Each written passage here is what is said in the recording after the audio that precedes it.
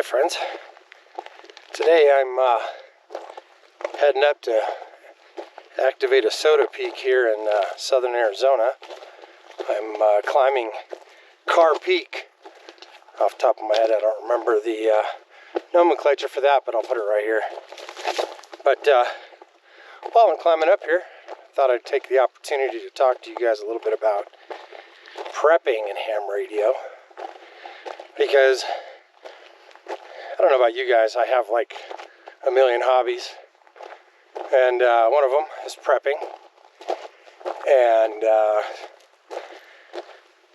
when I started looking into prepping in ham radio, I didn't find too much on ham radio, like HF ham radio, and the importance of it. I see a lot of stuff on just get yourself a bow fang and you're good to go. And I just don't agree with that. So I wanted to, as we were on this little adventure, talk to you guys about this. Before we get into that, the summit I'm climbing is a 9,200 foot summit, but it's only a 2-mile trail, so that's a significant gaining altitude. Let me show you the peak I'm going for here. Right there. Doesn't look like much, but I'm angling the camera up to look at it. So it's not a small peak. This area, Carr Canyon up here, used to be a gold mine, I think. If not, I'll put it down here, but I'm pretty sure it was a gold mine back in the late 18, early 1900s, I think. I'll have to look that one up. But yeah, a lot of the old infrastructure. Right here is an old well, pump house, a little pump well. Back there was obviously a holding tank for it. I like that old history stuff.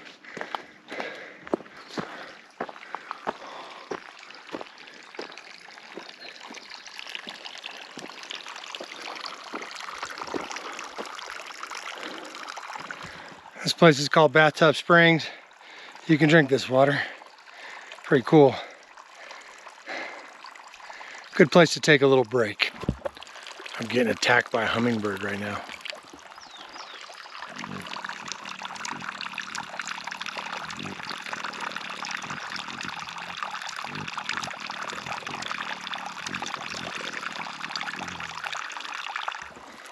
That's kind of cool. Okay, so talking about prepping. Let's just do a scenario. Let's just say you get up in the morning and to your alarm on your phone, okay? You're gonna meet somebody at noon for lunch. And so you go in the bathroom and do your business, and then go downstairs, you're gonna have some coffee, and you switch on the coffee pot, but you realize that the display on the coffee pot isn't even on. You're like, oh man, coffee pot doesn't work. I'll just have some juice. Open the refrigerator door, lights off in the refrigerator. Okay, power's off, right? You're like, well, that's weird. You know, but that's not uncommon in the world. I mean, you know, you have blackouts all the time, right? So then you grab your phone and you're gonna call your friend, let them know you're gonna be a little bit late because of whatever. And you get no circuits. Like it doesn't, I mean, your phone's on, but you have no cell service. So now you're suspicious now, because that's not normal. Because normally cell towers and stuff, they do have some backup and stuff, but other than that, they're reliant on the grid a lot of the time. So what happened? I mean, you have nothing. In all the scenario-based stuff we do in our heads, we always come up with a scenario that tells us what happened. Oh, EMP strike knocks out power. What do you do? Well, the reality is if something like this happens, you really aren't going to know what happened. In this case, I was going with a scenario that the hackers took out the grid. Okay, so, but you didn't know that at that moment. So how do you know? How would you know? And that's where HF ham radio comes in. You could turn on your Baofeng and just hear nothing. You know, you might get into a repeater, but a lot of repeaters run off the grid too, unless you got a solar powered repeater up there or something like that. So you may not be getting into a repeater. So now you're simplex to whoever has their radio on. And unless you've set up with some kind of pre-plan with a whole bunch of people with their Baofengs, you're just not going to have anybody to talk to. And if you haven't done any training on your Baofeng, that's a horrible time to learn how to program it. But let's just say you have a shortwave radio. Let's just say you're somebody who does SOTA and POTA all the time. This is your bread and butter here. This is what you do, right? So you break out your well, today I'll be breaking out my FT818, okay, and set up my antenna and maybe do some Morse code, okay, and ask if anybody else is out without power. Come to find out, everybody I'm talking to is, yeah, the power went off sometime last night, woke up to nothing. Now I'm in Arizona tapping to a guy in New York who doesn't have power. Whew, the extent of this just got bigger. Now, we've all watched 1,000 movies of, you know, end of the world scenarios or whatever, and the hero always seems to like know what's going on, but he always runs across the people. Do you have any news? Do you know what's going on? And that's the truth, because when everything goes downhill at that level, you really need to know what's going on, because you need to be able to plan for your future. Because if the Chinese or whoever hacked the power grid and knocked out our power, do you think they just did it and now they're all just back in some bunker somewhere snickering? No. Like, this is to be the precursor to something quite a bit bigger. And you might want to know that.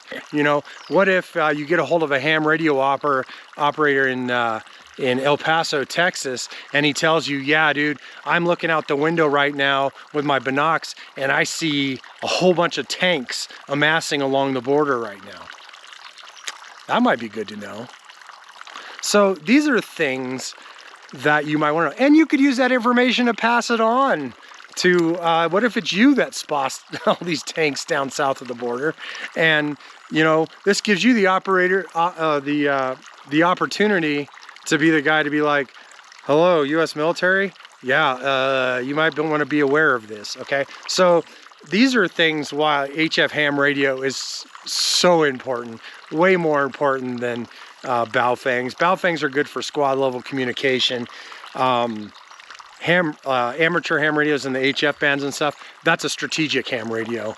And that's something that is going to give you a lot more reach and a lot more information than you would ever get from a little HT. So don't get me wrong, like, I'm rolling with an HT today, but I'm not relying on that for my, you know, my primary survival radio, because of the fact that it's just not going to do a whole lot for me. Okay, long enough here at Bathtub Springs. I think it's time to keep heading up the mountain. Man, it's looking imposing from here. I'm looking up and I'm starting to look up at an angle like this at the top of the mountain. So this is not going to be fun, really. This is going to be a lot of work. We better get going. Well, if it isn't some bear scat up here. That brings me to my next point, being up here on this mountain. In southern Arizona, surprisingly, there's a ton of wildlife. You think of deserts as being devoid of wildlife, but you'd be very wrong about southern Arizona. Just in this area, we have black bears, we have mountain lions, coons, you know, all the things. But surprisingly, we were just in Denver for like 8 months, and we were hard pressed to see a squirrel, you know. But here at in Arizona, I mean, it's just teeming with life, teeming with life. But when you're, oh, that was quite a hill. When you're gonna be out in the backcountry here in Arizona, you carry. I mean, it's just, it's like bringing your, you know, bringing water on a hike. You definitely carry here, because not only are you faced with the natural predators that live in this area, but there's also, well, these predators.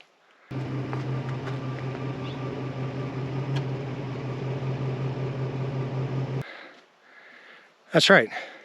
So in the last, I've been up to Carr Canyon probably 20 times. And in those 20 times I've been up here, 2 of those times I've seen border crossers up here. One time was on this trail, in fact. Me and a buddy of mine were significantly higher than we are right now, but we were up there and we ran into a couple of immigrants, illegal immigrants, coming across the border, that had crossed the border, and we're up on the Arizona Trail up here. And they came down and told us a story. My buddy is a Border Patrol agent, and they were telling us a story about how a bear chased them, and they just wanted to get off the mountain. So we gave them a little bit of water, pointed them in the direction they needed to go to get down. The second time, I was camping with my children. They were very young at the time. I think my daughter was 4 and my son was about 7 or 8, something like that, 7 I think. And we were at the Reef Campground where I parked the vehicle. And in fact, we were, where I parked the vehicle is where the people I saw were. We were actually across the little trail from that, the driving road, 2-track. And I look out of the tent and I hear a commotion. I look outside the tent and I see probably 15 guys, if I remember correctly. There's a lot of them. They all had big bundles on their back. And they were stuffing it into this red SUV, if I remember correctly. This is 20 years ago. And so I called that same guy, my buddy, Rick, and told him, hey, if you're interested, there's a drug load coming down the mountain. And 850 pounds of drugs was seized in that bust because I called the Border Patrol. Actually, because I called Rick, but yeah. So I kind of feel bad now. It's just marijuana, for God's sakes, but back then it was kind of a big deal. But since then, I haven't been up here. And but since I'm not going to make this political, but I mean, it's just a fact. Since President Biden took office, the amount of traffic coming across the border has been significantly elevated. Oh, hello. What do we got here?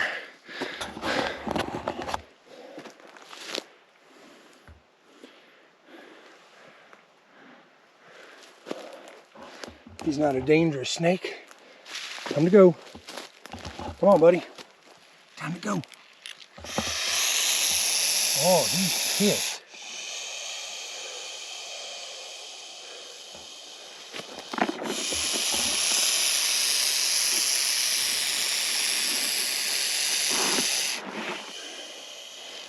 Well, I want to play with him, that's for sure. Instead of scoot him off the trail here. Let's pick up a stick that's not attached to a snake. All right, dude. Time to go.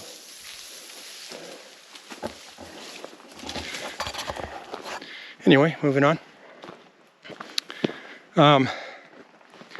Yeah, so since Biden took office, the amount of traffic coming across the border down here near Mexico is off the hook. I mean, it's absolutely phenomenal. And there's a lot of people that set up trail cams up here to videotape them. And the ones you see have AK-47. So if I run into a group like that, I'm going to be in some pretty big trouble. But I just hope we don't. But yeah, so if you're going to go out in southern Arizona and go for a walk near the border, you know, you should be packing. This is not, this isn't a joke out here. And, you know, right now I'm probably 40 minutes from my car, but I am probably 2 hours or more from help. And so, I mean, this matters.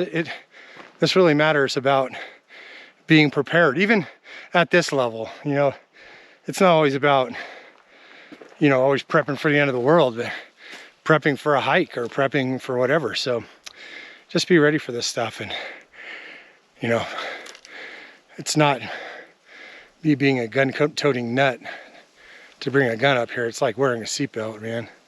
So, good news. We just reached the, I don't know if you can read that, it's pretty faded. Carr Peak, 2 miles to the left. So, we are 2 miles from our goal. Let's see what our altitude is here. According to my fancy watch, we're at 79.58. So we're almost 8,000 feet. That means I have 1,200 feet more to go up. But it looks so much bigger than that from here. I tell you, it just looks imposing. But we're gonna do it. So, I mean, you don't quit. All right, let's get moving.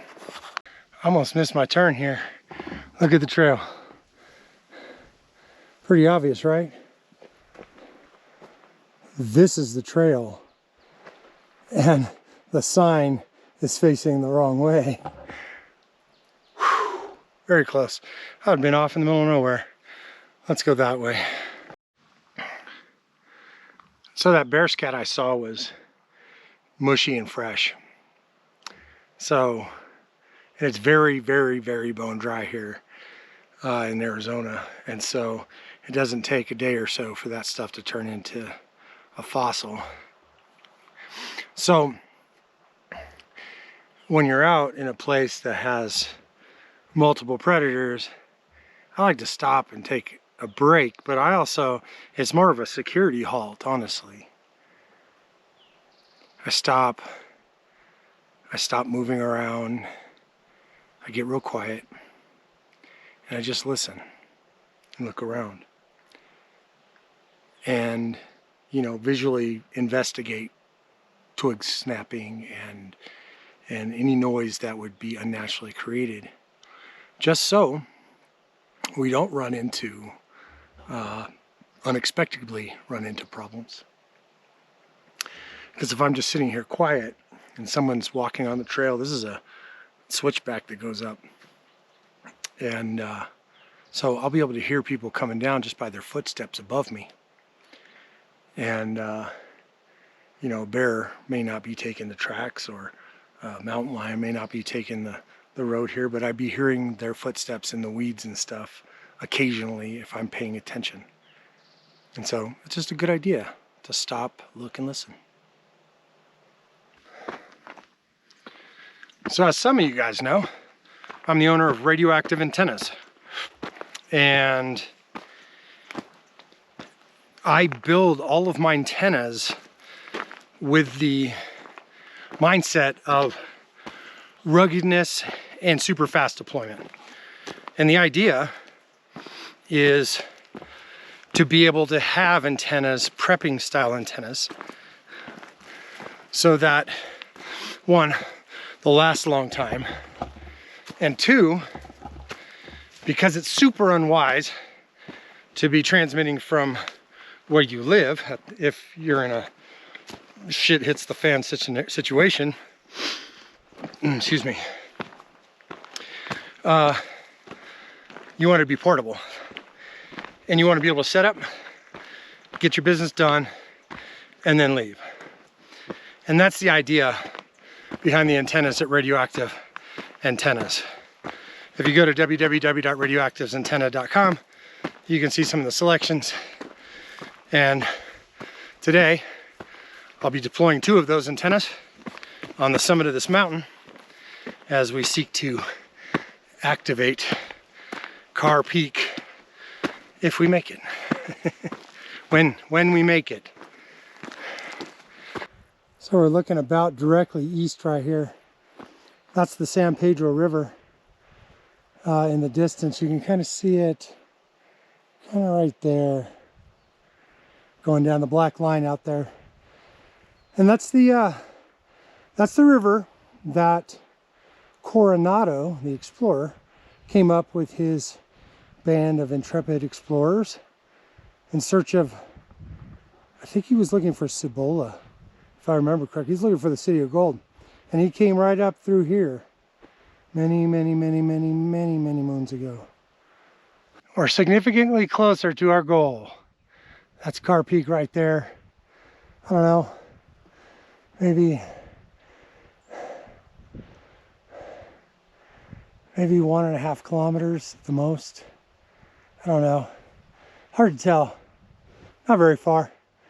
But I am pointing this thing uphill. Let me put this flat. There you go.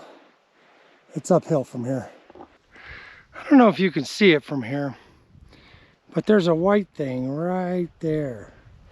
That's the aerostat. It looks like a blimp. And the thing's as big as a house. It's absolutely enormous. Bigger than a house. It's huge. And it carries a bunch of radars and stuff and cameras. And they use it to detect low-flying aircraft smuggling drugs into this country, as I understand it. Well, somewhat of a milestone, I guess. We are now in the saddle, and that expanse out over there is west of the Huachuca Mountains, which is where I'm at. And that is the Santa Cruz Valley. Over here is the San Pedro Valley. And that peak right there is Miller Peak, which is a little bit higher than this one right here, which is Carr Peak. We're about to make our summit bid, but I want to hurry because of all that. It is monsoon season, and that potentially could turn into something ugly. And I don't want to be on a bald peak when that thing kicks off. So I guess we just kind of need to hurry up here. But we're almost there. We're at about 9,000 feet. We have 200 feet of elevation more to go. And we'll have achieved our goal. We'll get set up and activate real quick and then get the heck off this mountain.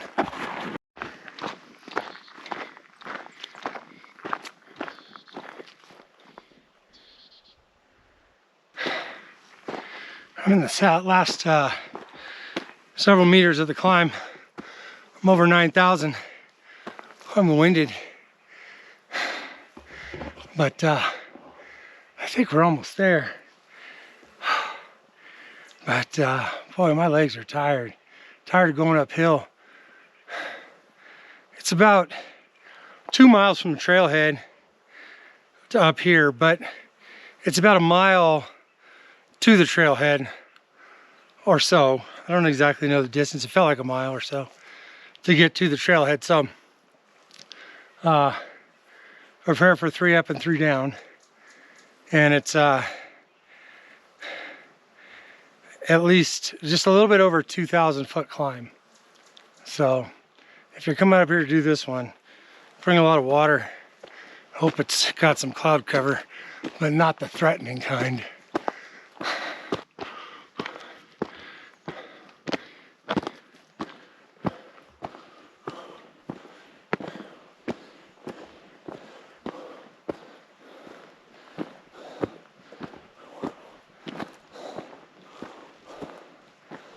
All right.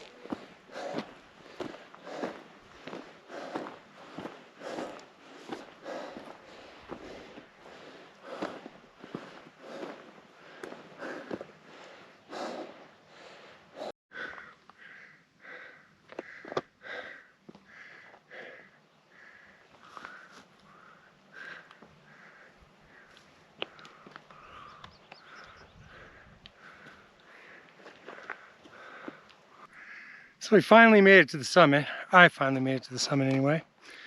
And boy, I'm smoked. It's a bald little summit up here. And it's time to get the radio set up and make some contacts here. We're going to start off on VHF 146 and do some simplex.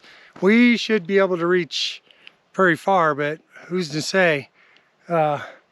It sure would be cool if we did. Let's give it hell. A lot of bugs up here. All right, so for this I brought two antennas. One is my Mr. Big Stick base here, and this mini tripod. This setup is cool. I love this setup because it takes no time at all to get it set up, man.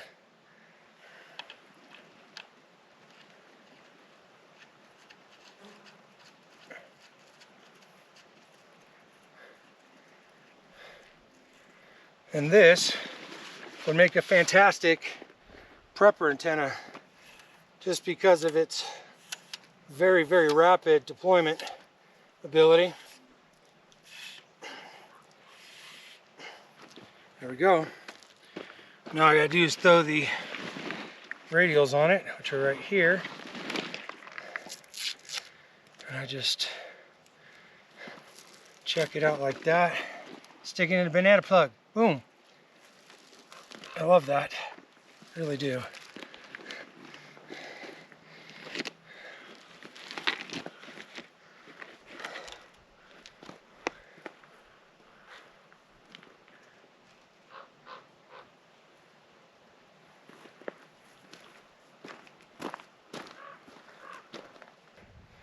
The other antenna I'm running today, if I can find it in here. There it is this little guy. This, I'm not sure what I'm going to call it yet. I'm torn between the Survivalist and the Prepper base station. But it's made from Newhall. And these right here are just the ground planes. And this is a 2-meter 440 ground plane antenna.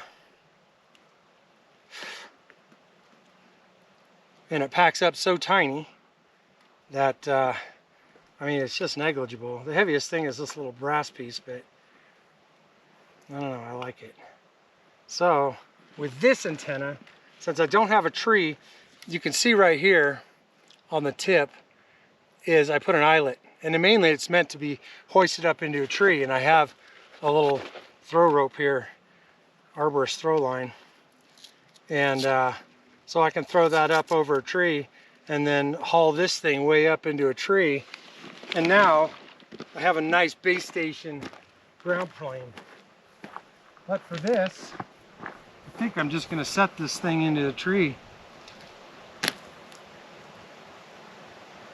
Got a BNC on the bottom.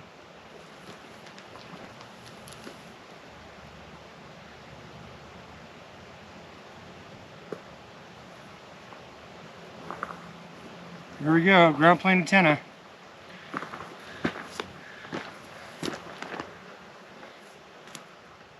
This is another prepping antenna. The radio we're using today is the Yaesu FT818, and I have the, what is this thing?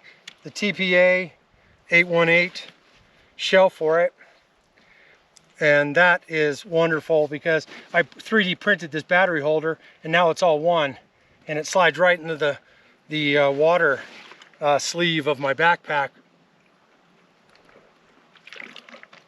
giving me an excellent place to hold on to this thing. Okay, we're gonna need a microphone for this because we're going 2 meters first.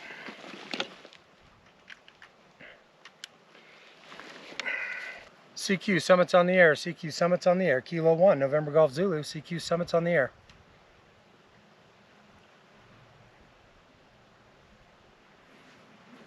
CQ, Summits on the air. CQ, Summits on the air. Kilo 1, November Golf Zulu. Summits on the air station. You're blasting us down here in Sierra Vista. Sounding good. W7CCB.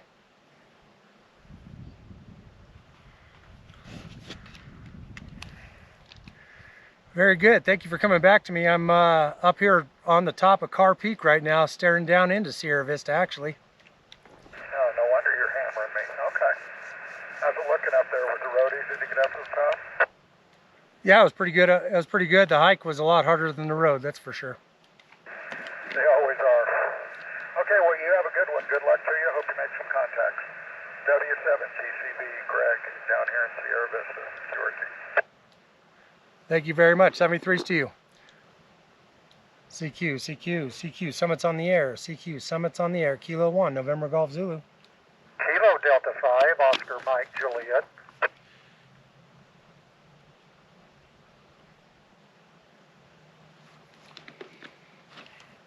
Kilo Delta 5, Oscar Mike Juliet, is that correct?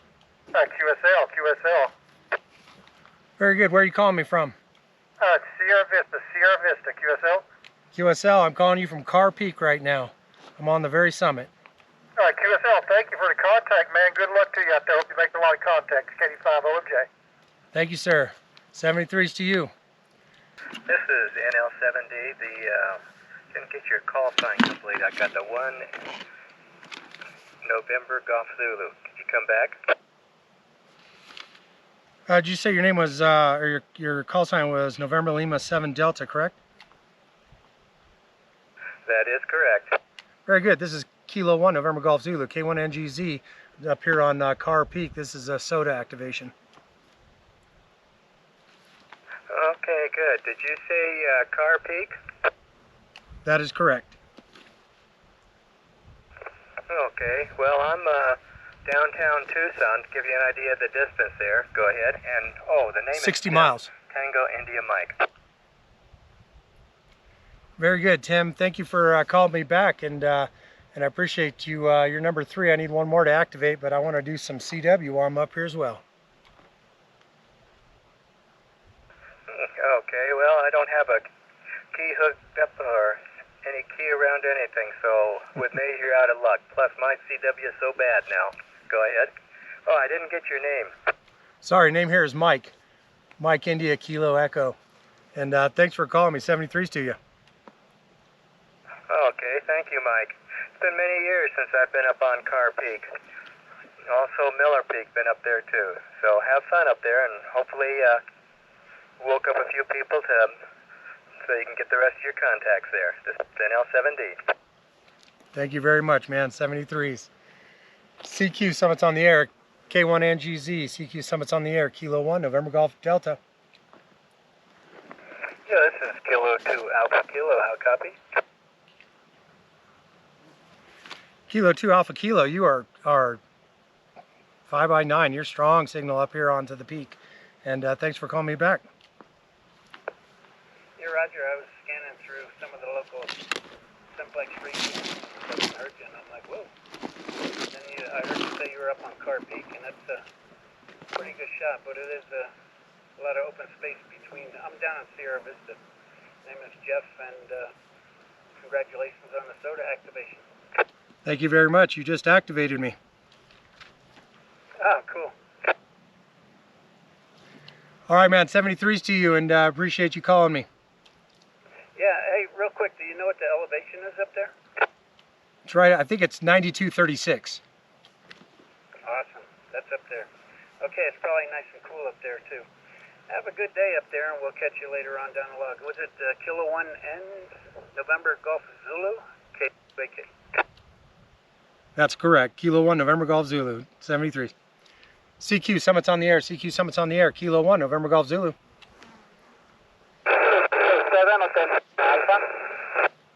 Ooh, give me that call again. You came in and out.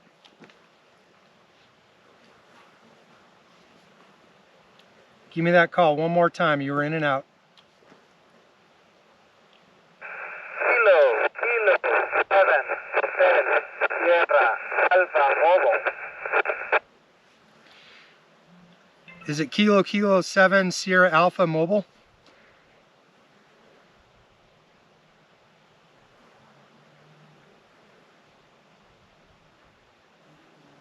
You were breaking up right at the end there, so I didn't get your entire call sign.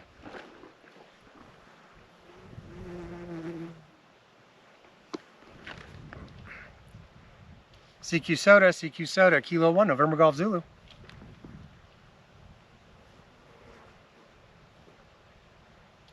CQ SOTA, Kilo 1, November Golf Zulu. CQ Summit's on the air, CQ Summit's on the air. K1NGZ on Carr Peak. CQ Summit's on the air. Dang, almost had that guy. He was far too. CQ Summit's on the air, CQ Summit's on the air. Kilo 1, November Golf Zulu.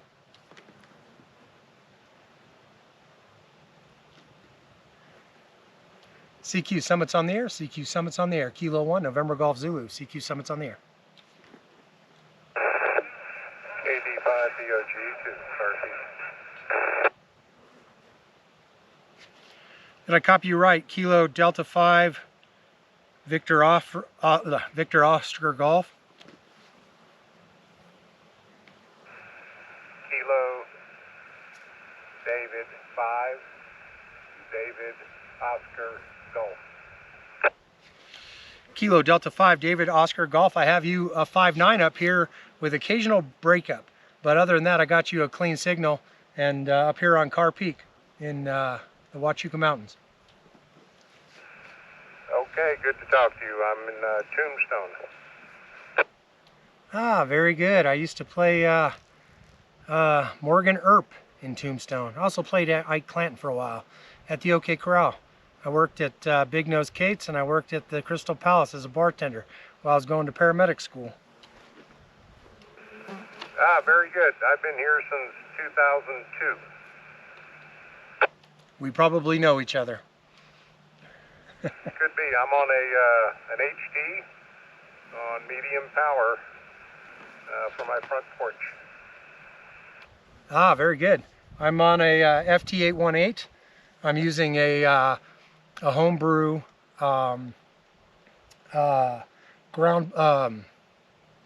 quarter wave ground plane that I make, and that's what I'm using right now. So that's what I got you on.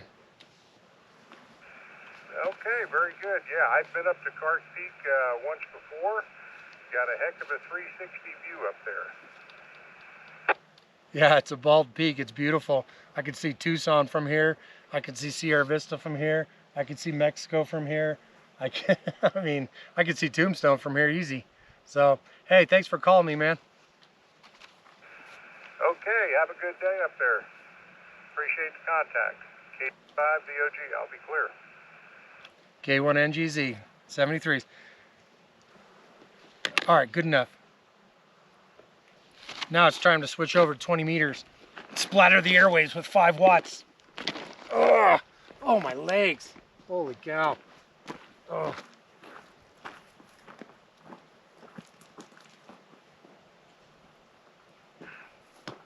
Well, we got a 60+ mile contact. Downtown Tucson, almost 70 mile contact. We got Tombstone. That's about, I would put it 20 miles from here, I think. And so I would say my antenna works pretty good. It's the first time I've got to really test it. And oh, definitely got to send an APRS beacon out. All right. So what I love about this antenna is it just packs up into nothing. And I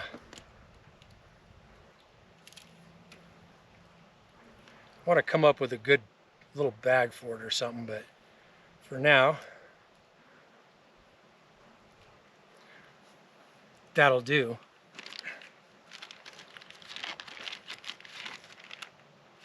All right, now to brush up on my really rusty CW skills.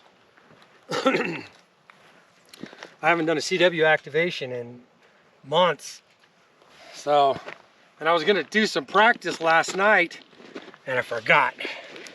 And so now I'm coming at this with nothing. So break out the trusty CW Morse paddles, the aluminum ones, which are by far my favorite.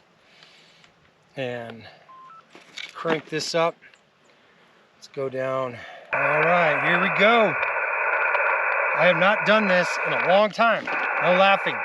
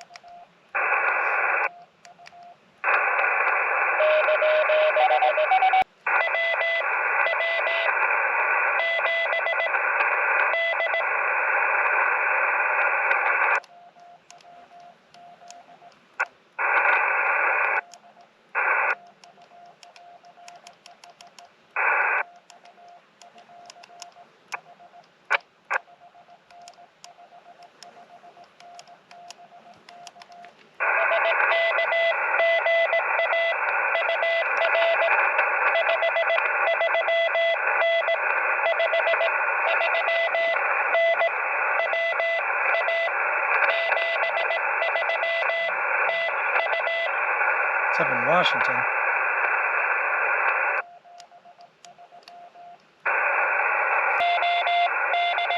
Okay, we gotta cut it short.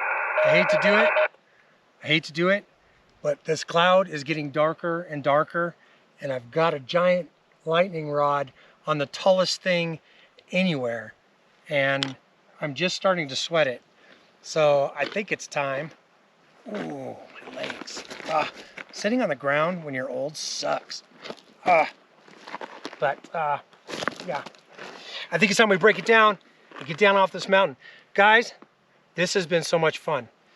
And if you like these antennas, cruise on over to www.radioactiveantennas.com and check them out. And it might work for you. Quick deploy, rugged, and get out and do some POTA and SOTA, because this was fun.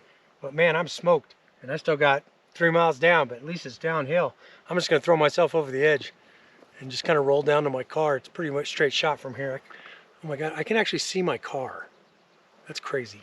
Anyway, guys, have a great day, and I'll see you next time on the next video. Bye now.